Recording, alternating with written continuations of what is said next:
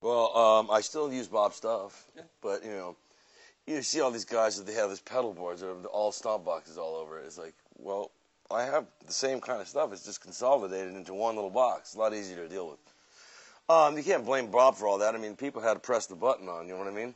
It did get a little out of hand like in 1985, but I mean, that was a long time ago. Man, I don't really use that much stuff. Little delay, univibe, a wah-wah pedal, tube screamer. Pretty much the same crap everybody else uses. You know what I mean? I have a tremolo unit. You know what I mean? It's I don't use any reverb or any of that or other stuff, but I kind of create that with the stereo delay thing. So you still have the presence here. You don't get washed out. You know what I mean?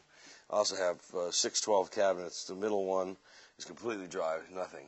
It's straight guitar, and left and right stereo effects. If in fact, so he has control of it out front. If in a reverby hall, in a big hall or some place that's really live sounding, you use a lot less effects. You just want to have the guitars right in your face. And I'm using Music Man guitars, which I've been using since 1993.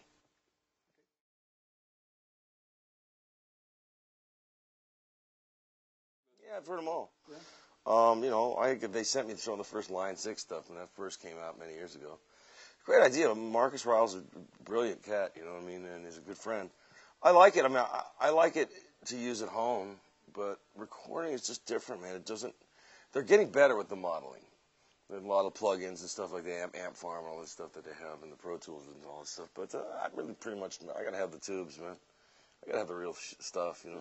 Feel the air moving. It's great for doing demos and just screwing around and practicing. But I mean, I don't know what I couldn't give up the real thing. Not until they've really got it so together where you can't tell the difference.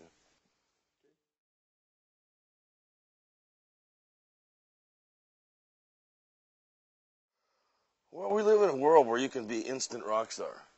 You don't even really have to play very well because you can fix it all on the computer. I mean, I didn't get near recording until I've been playing guitar for 12 years. You know what I mean? And then I started getting my ears, so I really had to learn my craft. And I'm still practicing every day. I still care about it. Now they make these instant pop stars. And people don't really even care. They know it's fake, but they don't care. So it's really difficult for a guy like me and people my age that started out listening to the Beatles and wanted to, try to listen to Hendrix and try to figure out how they all did it, picking up records and practice.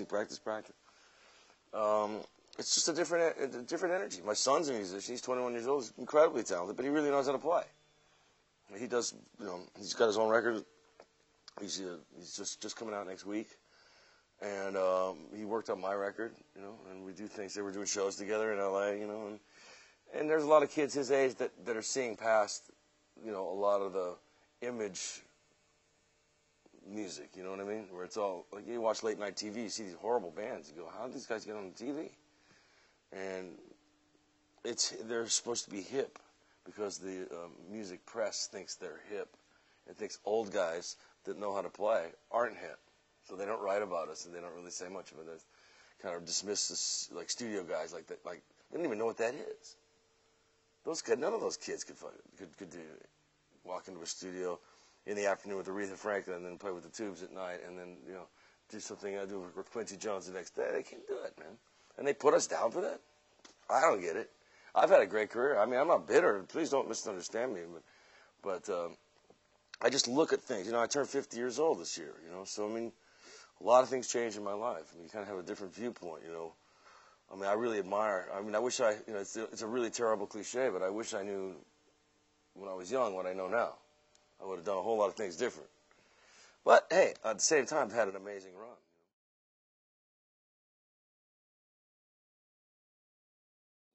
You know all the names.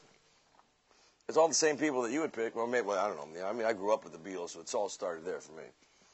And I had the honor of working with Paul and George separately.